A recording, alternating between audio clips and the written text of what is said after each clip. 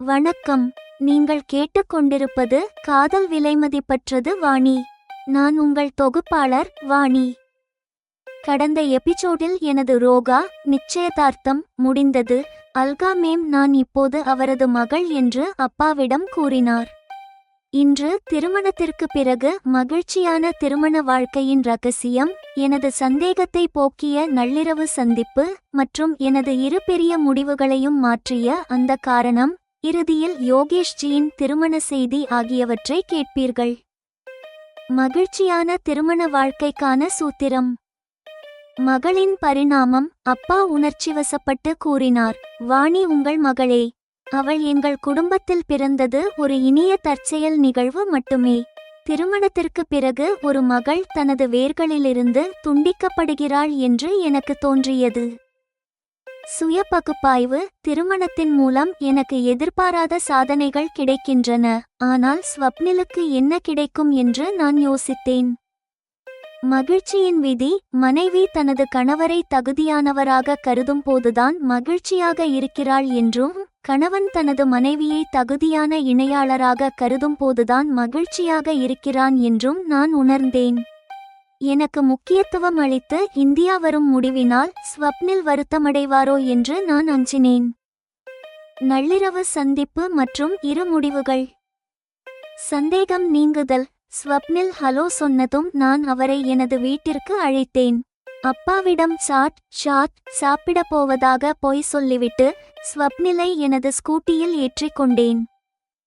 நெருக்கத்தின் மகிழ்ச்சி. ஸ்கூட்டரில் ஸ்வப்னில் எனது இடுப்பை அணைத்து கொண்டார். நான் குறும்புடன் கூறினேன், உங்களுக்கு இப்போது என்னிடமிருந்து கொஞ்சம் மகிழ்ச்சியை பெற உரிமை கிடைத்துவிட்டது என்று நினைக்கிறேன். ஸ்வப்னில் என் மீது அக்கறை காட்டுவது எனக்கு மேலும் பெருமிதம் அளித்தது. முடிவுகளின் மாற்றம். நான் ரிங் ரோட்டில் ஸ்கூட்டியை வேகமாக ஓட்டினேன். கூறினேன், உன் மீதான காதலை ஆழமாக உணர்ந்த பிறகு நான் எனது இரு முடிவுகளையும் மாற்றிவிட்டேன்.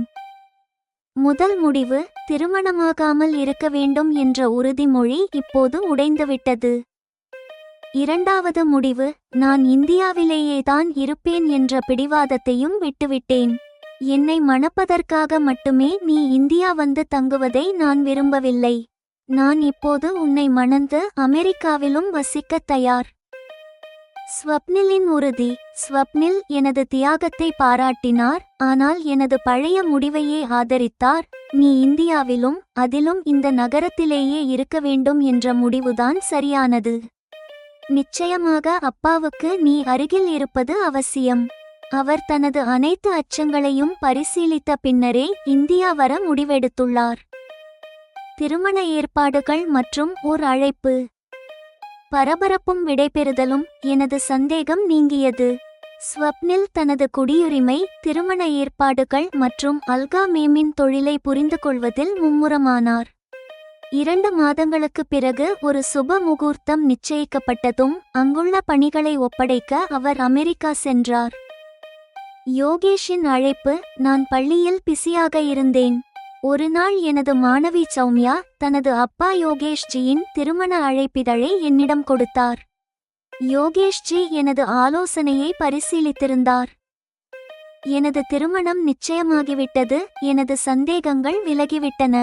இப்போது அல்கா மேம் அனைத்து ஏற்பாடுகளையும் கவனித்து வருகிறார். நான் எனது புதிய வாழ்க்கையை பற்றி கனவு காண்கிறேன். யோகேஷ்ஜி ஒரு கைம்பெண்ணையோ அல்லது விவாகரத்து பெற்ற பெண்ணையோ மணந்தாரா? 2 மாதங்களுக்கு பிறகு ஸ்வப்னில் திரும்பும்போது என்ன நடக்கும்?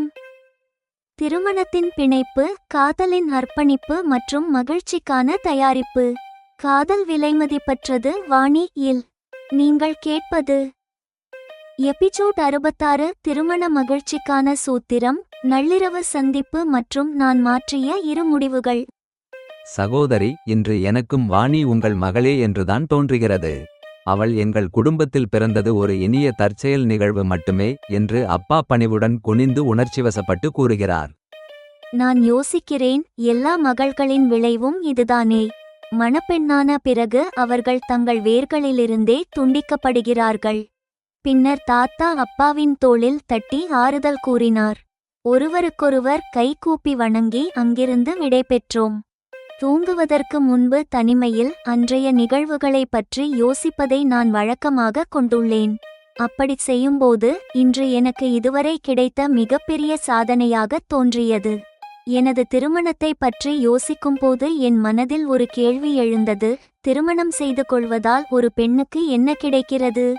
இந்த கேள்வியின் நியாயத்தை எனது சூழலில் நானே நிராகரித்துவிட்டேன். திருமணத்தின் மூலம் நான் எதிர்பாராத சாதனைகளை பெறப்போகிறேன் என்று நினைக்கிறேன்.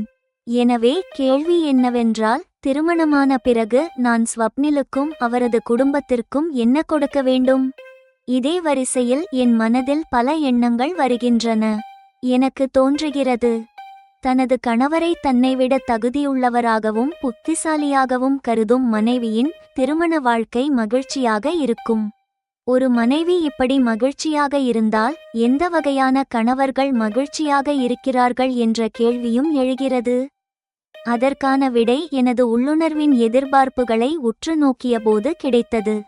கணவன் தனது மனைவியை தகுதியுள்ள இணையாளராகவும் புத்திசாலியாகவும் கருதும் போதுதான் மகிழ்ச்சியாக இருக்கிறான். இதன் பொருள், ஸ்வப்னிலை என்னைவிட தகுதியுள்ளவராக கருதுவதில் எனக்கு எந்த சிரமமும் இல்லை. இருப்பினும் ஸ்வப்னில் என்னை அவரது தகுதிக்கு இணையாக வைத்து ஏற்றுக்கொண்டால் அவர் மற்றும் நான் இருவருமே மகிழ்ச்சியாக இருப்போம். இந்தச் சூழ்நிலையில் ஸ்வப்னில் இந்தியா வந்து தங்கும் முடிவு அவர் தன்னை விட எனக்கு அதிக முக்கியத்துவம் அளிப்பது போல் தோன்றுகிறது. இதனால் அவர் இந்த முடிவினால் வருத்தமடைவாரோ என்ற அச்சம் உண்டாகிறது. ஸ்வப்னில் என்னை மணந்து வருத்தப்படுவதை நான் விரும்பவில்லை. அவர் எப்போதும் வருத்தப்படாமல் இருப்பதை உறுதி செய்ய நான் என்ன செய்ய வேண்டும்? நான் என் மனதில் ஒரு முடிவை எடுத்தேன். பின்னர் ஸ்வப்னிலை அழைத்தேன். அவர் ஹலோ சொன்னதும் நான் கேட்டேன், ஸ்வப்னில், உன்னால் இப்போது எனது வீட்டிற்கு வர முடியுமா? ஏதாவது பிரச்சனையா? நான் வரலாம், ஆனால் இந்த நேரத்தில் வருவது சரியாக இருக்குமா? அதாவது அங்கிள் என்ன நினைப்பார் என்று ஸ்வப்னில் தனது தயக்கத்தையும் அக்கறையையும் பல கேள்விகள் மூலம் வெளிப்படுத்தினார். இதில் பிரச்சனை ஏதுமில்லை. எனக்கு உன்னுடன் பேச வேண்டும் போலிருக்கிறது என்று கூறினேன். சரி, அப்படியானால் முகவரியை அனுப்பு, நான் வருகிறேன் என்று ஸ்வப்னில் கூறினார். நான் முகவரியை அனுப்பினேன். அப்பா டிபி பார்த்து கொண்டிருந்தார். அவரிடம் கூறினேன், அப்பா, ஸ்வப்னில் இப்போது இங்கே வருகிறார். இந்த நேரத்திலா? இப்போது இரவு 10 மணி ஆகிறதே என்று அவர் ஆச்சரியப்பட்டார். நான் தான் அவரை அழைத்தேன். அவருடன் சேர்ந்து கோகுல் சாட்டில் சாட் சாப்பிட வேண்டும் போலிருக்கிறது என்று கூறி வெளியே செல்ல அனுமதியும் கேட்டேன். அவர் சரி என்றார். ஸ்வப்னில் வந்தார். அப்பா கதவை திறந்ததும் அவர் அப்பாவின் கால்களை தொட்டு வணங்கினார். சிரஞ்சீவி பவ, ஸ்வப்னில். விசேஷ காலங்களில் மட்டும் கால்களை தொட்டு வணங்குங்கள். இப்படி ஒவ்வொரு முறை சந்திக்கும் போதும் வணங்குவது சரியாக இருக்காது என்று அப்பா சிரித்துக்கொண்டே கூறினார். ஸ்வப்னில் புன்னகையுடன் தலையசைத்து புரிந்து கொண்டதாக கூறினார். வா, இங்கேயுள்ள புகழ்பெற்ற சாட் சாப்பிட போகலாம் என்று கூறினேன். நான் ஏற்கனவே தயாராக இருந்தேன். அவரை உட்காரக்கூட விடவில்லை. ஸ்வப்னில் காரில் வராமல் ஆட்டோவில் வந்தார். அது அறிந்து எனக்கு மகிழ்ச்சியாக இருந்தது. நான் எனது ஸ்கூட்டி சாவியை எடுத்தேன். அவரை எனக்கு பின்னால் உட்கார வைத்துக் கொண்டேன். இது குதிரை சவாரி அல்ல, இருந்தாலும் பாதுகாப்பிற்காக நீ என்னை பிடித்துக் கொள்ளலாம் என்று சேத்தக்கில் ஸ்வப்னிலுடன் செய்த பயணத்தை நினைவு கூர்ந்து சிரித்துக்கொண்டே கூறினேன். ஸ்வப்னில் சிரித்துக்கொண்டே பின்புறமிருந்து எனது இடுப்பை தனது இரு கைகளாலும் அணைத்து கொண்டார். என் கவலையை விடு, நீ பாதுகாப்பாக இருப்பாயா என்று அவர் குறும்புடன் கேட்டார். உனக்கு இப்போது என்னிடமிருந்து கொஞ்சம் மகிழ்ச்சியை பெற உரிமை கிடைத்துவிட்டது என்று நினைக்கிறேன் என்று சிரித்துக்கொண்டே கூறினேன். அதற்கு என்னிடம் பொறுமை இருக்கிறது. இருந்தாலும் உனது சம்மதத்துடன் இந்த மகிழ்ச்சியை பெறுவது சரியானதுதான். அமெரிக்காவில் உன்னுடன் சுற்றித் திரிந்தபோது பலமுறை இந்த மகிழ்ச்சி எனக்கு எளிதாக கிடைத்தது என்று ஸ்வப்னில் ஒப்புக்கொண்டார். அவரது வார்த்தைகள் எனக்கு பிடித்திருக்கின்றன. இப்போது எங்களது திருமணம் நடக்கப் போகிறது என்பதால் எங்களது இடையில் இவ்வளவு நெருக்கம் இருக்க வேண்டும். இதன் மூலம் உனக்கும் மகிழ்ச்சி கிடைக்கிறதா என்று ஸ்வப்னில் என்னிடம் கேட்கவில்லை. அவரது சுபாவம் எனக்கு தெரியும். அவர் எனது இக்கட்டான நிலையை ஒருபோதும் பார்க்க விரும்ப மாட்டார். என் மீது இவ்வளவு அக்கறை கொண்ட ஒருவர் எனக்கு கணவராக கிடைக்கிறார் என்ற உண்மை எனக்கு மீண்டும் பெருமிதம் அளித்தது. சாட் என்பது ஒரு சாக்குதான். எனக்கு ஸ்வப்னிலின் நெருக்கத்தின் மகிழ்ச்சியை பெற வேண்டும். நான் நேராகச் செல்லாமல் ஸ்கூட்டியை ரிங் ரோட்டிற்குச் செலுத்தினேன். உன் மீதான காதலை ஆழமாக உணர்ந்த பிறகு நான் எனது இரு முடிவுகளையும் மாற்றிவிட்டேன் என்று கூறினேன். நான் ஹெல்மெட் அணிந்துள்ளேன். எனது வார்த்தைகளை தெளிவாக கேட்க ஸ்வப்னில் எனது அருகில் வந்ததோடு மட்டுமல்லாமல் தனது தலையை எனது தோளில் சாய்ந்து கொண்டார். ஹெல்மெட் அணிவதால் எனக்கு இந்த சௌகரியம் கிடைத்தது. ஸ்வப்னில் இவ்வளவு நெருக்கமாக இருப்பது குதிரை சவாரி செய்வது போன்ற மகிழ்ச்சியை அளித்தது. ஸ்வப்னில் காரில் வராததே நல்லது என்று நான் நினைத்தேன். என்ன முடிவுகள் என்று ஸ்வப்னில் கேட்டார். நான் திருமணமாகாமல் வாழ்க்கையை கழிக்க விரும்பினேன். நிச்சயமாக அப்படியே செய்திருப்பேன். ஆனால் உன்னை சந்தித்த பிறகு அது கடினமாக தெரிந்தது. எனவே நான் எனது முடிவை மாற்றிக்கொண்டு திருமணத்திற்கு சம்மதித்தேன் என்று உண்மையைச் சொன்னேன்.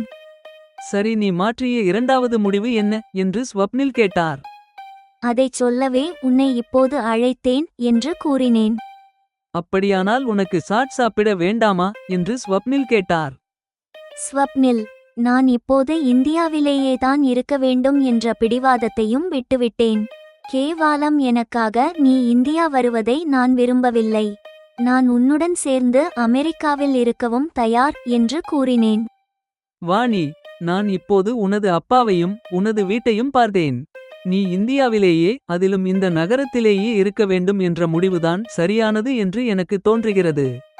நிச்சயமாக அப்பாவுக்கு உனது உதவி தேவை என்று ஸ்வப்னில் கூறினார். எனது பழைய முடிவை ஸ்வப்னில் இவ்வாறு ஆதரிப்பது எனக்கு பிடித்திருந்தது. அவர் எனது விருப்பத்தை மதிப்பதோடு மட்டுமல்லாமல் அப்பாவுக்கு என் மீதான தேவையையும் புரிந்து கொள்கிறார். எத்தனை ஆண்கள் இவ்வாறு சிந்திக்க முடியும்? அப்பாவுக்காக அல்காமேம் ஏதாவது ஒரு ஏற்பாடு செய்வார். உனது முன்னால் வாழ்க்கையே இருக்கிறது. இந்தியாவில் இருக்க வேண்டும் என்ற முடிவால் நீ ஒருபோதும் வருத்தப்படக்கூடாது என்று நான் விரும்புகிறேன். எதிர்காலம் எப்போதும் நிச்சயமற்றது என்று கூறினேன். எதிர்காலம் நிச்சயமற்றது என்பது உண்மை. நான் இப்போது இந்தியாவில் இருக்க விரும்புவதே அதற்கு சான்று. கடந்த காலத்தில் நான் இதை நினைத்து பார்த்தது கூட இல்லை என்று ஸ்வப்னில் தெளிவாக கூறினார். அதாவது நீ இதை பற்றி நன்றாக யோசித்தே இந்த முடிவை எடுத்திருக்கிறாய் என்று கூறினேன். நான் எல்லா விஷயங்களைப் பற்றியும் யோசித்தேன். அதற்கு பிறகுதான் இந்த முடிவிற்கு வந்தேன். இப்போது எத்தகைய சூழ்நிலை வந்தாலும் நான் எனது முடிவில் உறுதியாக இருப்பேன். நீ உடன் இருந்தால் என்னிடம் இந்த உறுதி அப்படியே இருக்கும் என்று ஸ்வப்னில் கூறினார். ஸ்வாப்னைல்ன பிலீனா நா உத்தஸ்யாம் நராவரிண்டி நன்ன விவஹாம் சகோவாலன் அலோன் ஸ்வாப்னைல்ன பரட்க ரேப்பிங்கிண்டி ஐப்பட அயன் அன்னை பரிஸ்டீதலன ஏத்தோர்கோவடனிக்கு சிட்ஹெங்க அன்னார. எனது சந்தேகம் தீர்ந்த பிறகு பல மாதங்களுக்குப் பிறகு அவரது நெருக்கத்தை நான் மீண்டும் அனுபவித்தேன். அது இன்னும் சிறிது நேரம் இருந்தால் நன்றாக இருக்கும் என்று தோன்றியது. ஆனால் இரவு கூடுவதால் ஸ்கூட்டியை கோகுல்சாட்டிற்கு திருப்பினேன். எனக்கு இரவு நேரத்தில் எதுவும் சாப்பிடத் தோன்றாது. ஸ்வப்னிலுக்காக மட்டும் தஹி பாப்பிடி மற்றும் ஆலு டிக்கி ஆர்டர் செய்தேன். ஸ்வப்னில் தனியாகச் சாப்பிட விரும்பவில்லை. அவர் என்னையும் வற்புறுத்தி தனது தட்டில் இருந்தே ஊட்டிவிட்டார். அவர் எனக்காக தனி ஸ்பூன் கொண்டு வரச் சொன்னார். ஆனால் எனக்கு அவரது ஸ்பூனில் சாப்பிடுவதே பிடித்திருந்தது. அதற்கு பிறகு ஸ்வப்னில் என்னை எனது வீட்டில் விட்டுவிட்டு எனது ஸ்கூட்டியை எடுத்துக்கொண்டு சென்றார். அதற்கு பிறகு ஸ்வப்னில் தனது குடியுரிமை, எங்களது திருமண ஏற்பாடுகள் மற்றும் வணிக பொறுப்புகளில் பிஸியாக இருந்தார்.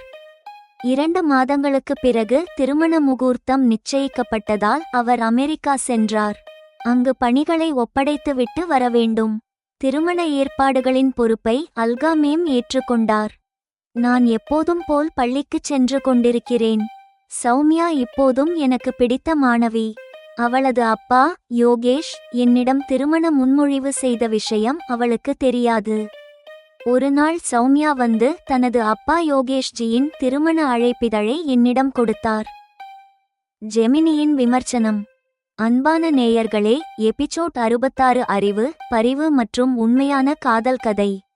இருவர் தங்கள் பந்தத்தை சந்தேகங்களுக்கு அப்பால் எவ்வாறு கட்டமைக்கிறார்கள் என்பதை இது காட்டுகிறது. திருமண வாழ்க்கையின் இனிய திருப்பத்துடன் இந்த எபிசோட் முடிகிறது. எபிசோட் 66 நிறைவுற்றது.